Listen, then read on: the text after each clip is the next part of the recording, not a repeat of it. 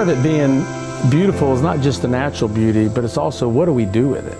And so I think another part of our formula is the architecture.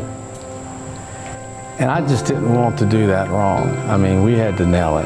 And so we've come up with a different approach, really, I think, which is something incredibly unique.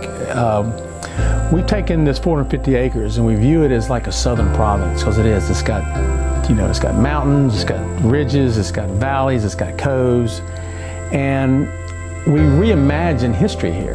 And we have some amazing history here. We have the oldest cabin in the county. It's a Cherokee Chief's cabin that we've maintained.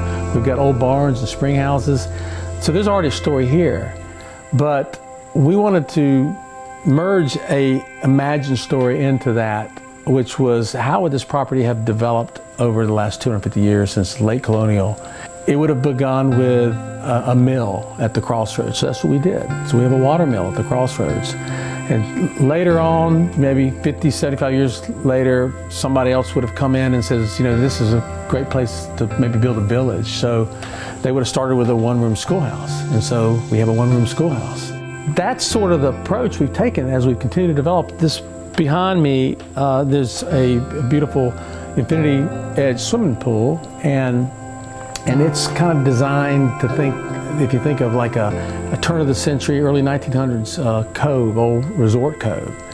And so, we have this architecture that kind of moves along a vector of time, but it also moves in a different way spatially. As you move from the village, the architecture changes. You'd have town cottages and so forth. Then as you move into the valley, you get more agrarian, farmhouse type of architecture. And then as you move into the mountains and in the canopies, you have more cabin type and mountain home, traditional mountain home type architecture.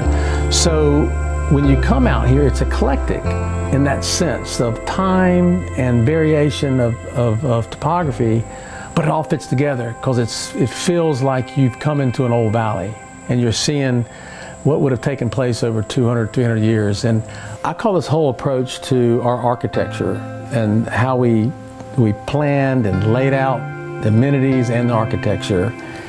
It's kind of a story-based development approach. And I'm not sure it's ever been done, but we're very passionate about it. And I think it has truly enhanced the uncommon beauty we have naturally.